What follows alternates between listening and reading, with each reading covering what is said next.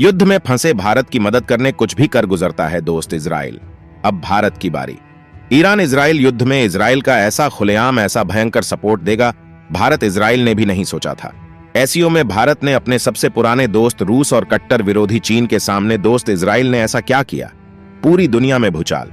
जब पूरा एससीओ संगठन इजराइल के हमलों के कर रहा था निंदा, तब गुस्से में भारत ने जो किया, हिल गए रूस और चीन।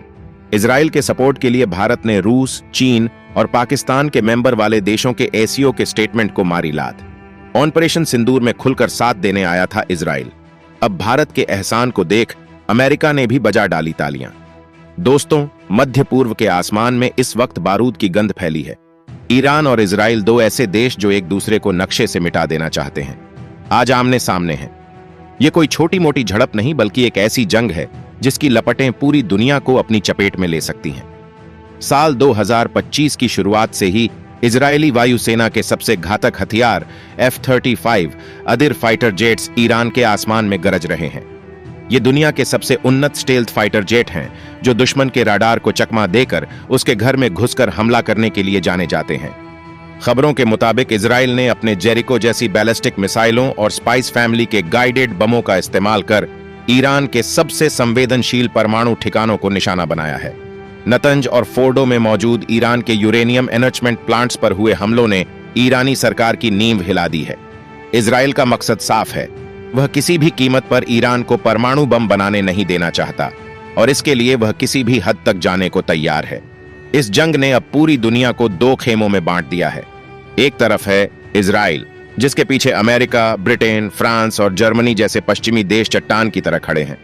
उसे हथियार, पैसा और खुफिया जानकारी सब कुछ मुहैया करा रहे हैं। तो दूसरी तरफ है ईरान, जिसके समर्थन में सीरिया, लेबनान का हिजबुल्ला, यमन के विद्रोही और पर्दे के पीछे से चीन और रूस जैसे बड़े खिलाड़ी भी खड़े नजर आ रहे हैं। यह एक ऐसी बिसात है जिस पर हर कोई अपनी चाल चल रहा है। लेकिन इस महासंग्राम के बीच दुनिया की नजरें एक देश पर आकर टिक गई हैं और वह देश है भारत। भारत ने इस पूरे खेल में एक ऐसा दांव चला है, एक ऐसा कदम उठाया है जिसकी उम्मीद ना तो उसके दोस्तों को थी और ना ही दुश्मनों को। भारत ने अपने दोस्त इजराइल के लिए कुछ ऐसा किया है जिसे देखकर इजराइल भी गदगद है और भारत के दुश्मन हैरान परेशान हैं। हम आपको बताएंगे इस धमाकेदार खबर की पूरी कहानी, तो बने रहिएगा वीडियो पर। और इस संबंध में आपके जो भी विचार हो कमेंट में लिखकर जरूर बताइएगा। तो हुआ यह कि जब पूरी दुनिया इस आग में अपनी अपनी रोटियां सेंक रही थी, तब भारत ने अपना तीसरा रास्ता चुना, भारत फर्स्ट का रास्ता। यह कहानी शुरू होती है शंघाई सहयोग संगठन यानी एससीओ की एक हाई प्रोफाइल मीटिंग से। एससीओ एक ऐसा संगठन जिसमें चीन, रूस, पाकिस्तान, ईरान और मध्य एशिया के देश शामिल हैं और भारत भी इसका एक महत्वपूर्ण सदस्य है। इस संगठन को अक्सर पश्चिमी देशों के नाटो के जवाब के तौर पर देखा जाता है। इस मीटिंग का एजेंडा साफ था, ईरान पर हुए इजरायली हमलों की कड़ी निंदा करना। चीन और पाकिस्तान ने मिलकर एक प्रस्ताव का मसौदा तैयार किया जिसमें इजराइल को एक आक्रामक देश बताया गया और ईरान के साथ पूरी एकजुटता दिखाने की बात कही गई। रूस ने भी इस प्रस्ताव का समर्थन किया। माहौल ऐसा बना दिया गया था कि भारत के पास इस प्रस्ताव पर हस्ताक्षर करने के अलावा और कोई चारा नहीं बचेगा। चीन और पाकिस्तान मन ही मन खुश हो रहे थे कि आज भारत को सबके सामने झुकना पड़ेगा और अपने दोस्त इजराइल के खिलाफ खड़े होना पड़ेगा। लेकिन उन्हें यह नहीं पता था कि यह 1962 का भारत नहीं, यह 2025 का नया भारत है, जो अपनी विदेश नीति किसी के दबाव में नहीं बल्कि अपने हितों के हिसाब से तय करता है। जब प्रस्ताव पर चर्चा शुरू हुई और सभी सदस्यों ने एक सुर में इजराइल की निंदा की, तब बारी आई भारत की। पूरी दुनिया की मीडिया, डिप्लोमेट्स और खुफिया एजेंसियां सांसें रोक के देख रही थीं और तब भारत ने वह किया जिसकी किसी ने कल्पना भी नहीं की थी। भारत ने एससीओ के उस संयुक्त बयान से खुद को पूरी तरह से अलग कर लिया। भारत के प्रतिनिधि ने साफ और स्पष्ट शब्दों में कहा, भारत इस मुद्दे पर हुई चर्चा का हिस्सा नहीं था और हम इस बयान का समर्थन नहीं करते। यह सिर्फ एक बयान नहीं था, यह एससीओ के मंच पर चीन और पाकिस्तान के मुंह पर एक करारा तमाचा था। यह एक ऐलान था कि भारत अब किसी गुट का पिछलग्गू बनकर नहीं रहेगा। भारत ने पूरी दुनिया को बता दिया कि इजराइल और ईरान दोनों ही भारत के मित्र देश हैं और भारत किसी एक का पक्ष लेकर दूसरे से संबंध खराब नहीं करेगा। भारत ने कहा कि किसी भी विवाद का हल जंग से नहीं बल्कि बातचीत और कूटनीति से निकलना चाहिए। भारत का यह स्टैंड एक मास्टर स्ट्रोक था। इसने एक तरफ तो इजराइल जैसे रणनीतिक साझेदार को यह संदेश दिया कि भारत दोस्ती निभाना जानता है, तो वहीं दूसरी तरफ ईरान को भी नाराज नहीं किया। क्योंकि भारत ने ईरान के खिलाफ भी कुछ नहीं कहा।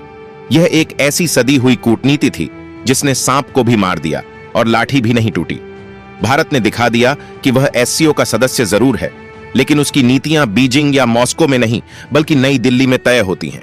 लेकिन अब सबसे बड़ा सवाल यह उठता है कि भारत ने चीन और रूस जैसे शक्तिशाली देशों की नाराजगी का जोखिम उठाकर इजराइल का साथ क्यों दिया? इस दोस्ती की जड़ें कितनी गहरी है? इसके पीछे एक ऐसी कहानी छुपी है जो दोस्ती, एहसान और भरोसे की मिसाल है। यह कहानी है ऑपरेशन सिंदूर की। जी हां, यह ऑपरेशन पाकिस्तान के कब्जे वाले कश्मीर में मौजूद कुछ ऐसे ठिकानों को नष्ट करने के लिए किया गया था जहां से भारत में बड़ी अशांति फैलाने की साजिश रची जा रही थी। ये ठिकाने बेहद सुरक्षित और दुर्गम इलाकों में थे। भारतीय सेना के सामने चुनौती यह थी कि इन ठिकानों को कम से कम नुकसान के साथ सटीकता से कैसे तबाह किया जाए। उस वक्त भारत को एक ऐसी तकनीक की जरूरत थी जो उसे आसमान से ही अचूक निशाना लगाने की क्षमता दे। भारत ने कई देशों से संपर्क किया, लेकिन कोई भी पाकिस्तान के खिलाफ भारत की मदद करने को तैयार नहीं था। तब अंधेरे में एक उम्मीद की किरण बनकर सामने आया इजराइल। इजराइल दुनिया का एकमात्र ऐसा देश था जिसने न सिर्फ भारत की मदद करने का फैसला किया, बल्कि अपने सबसे आधुनिक और घातक हथियार भारत को देने पर भी राजी हो गया। इजराइल ने भारत को अपने स्पाइस 2000 प्रिसीजन गाइडेड बम दिए। इन बमों की खासियत यह है कि यह सैटेलाइट और इलेक्ट्रो ऑप्टिकल गाइडेंस का इस्तेमाल करके कंक्रीट के बंकरों को भी भेज सकते हैं और अपने लक्ष्य को 100% सटीकता से नष्ट कर सकते हैं। इजराइल ने न सिर्फ हथियार दिए, बल्कि अपने सैटेलाइट से मिली खुफिया जानकारी भी भारत के साथ साझा की, जिससे भारतीय वायुसेना को अपने लक्ष्य की सटीक लोकेशन मिली। ऑपरेशन सिंदूर पूरी तरह से सफल रहा और भारत ने अपने दुश्मनों को उनके घर में घुसकर सबक सिखाया। उस दिन इजराइल ने जो दोस्ती निभाई उसे भारत कभी नहीं भूला। इजराइल वो दोस्त था जो तब साथ खड़ा हुआ जब कोई और नहीं था। यह दोस्ती सिर्फ ऑपरेशन सिंदूर तक ही सीमित नहीं है। इतिहास गवाह है, जब जब भारत पर संकट आया है, इजराइल एक सच्चे दोस्त की तरह साथ खड़ा रहा है। 1999 के कारगिल युद्ध को याद कीजिए, जब हमारी सेना टाइगर हिल जैसी ऊंची चोटियों पर बैठे पाकिस्तानी घुसपैठियों से लड़ रही थी, तब हमें लेजर गाइडेड बमों की सख्त जरूरत थी। अमेरिका जैसे देशों ने हमें यह तकनीक देने से साफ इनकार कर दिया था। तब भी इजराइल ही था जो आगे आया और उसने तुरंत भारतीय वायुसेना को लेजर गाइडेड बम और मानव रहित टोही विमान मुहैया कराए, जिसने युद्ध का रुख ही पलट दिया, जिससे हमारे मिराज 2000 लड़ाकू विमानों ने दुश्मनों पर कहर बरपा दिया। यह इजराइल ही था जिसने भारत को बराक 1 मिसाइल डिफेंस सिस्टम दिया, जो आज हमारे नौसैनिक जहाजों को दुश्मन की मिसाइलों से बचाता है। आज भारत और इजराइल के बीच का रक्षा सहयोग सिर्फ खरीदार और विक्रेता का नहीं है, बल्कि यह मेक इन इंडिया और मेक वी इंडिया की भावना पर आधारित एक रणनीतिक साझेदारी है। ब्रैकेट मिसाइल सिस्टम, जिसे LRSM भी कहा जाता है, दोनों देशों ने मिलकर बनाया है और यह दुनिया के सबसे उन्नत एयर डिफेंस सिस्टम में से एक है। यह मिसाइल सिस्टम 70 किलोमीटर दूर से ही दुश्मन के फाइटर जेट, ड्रोन या मिसाइल को हवा में ही नष्ट कर सकता है।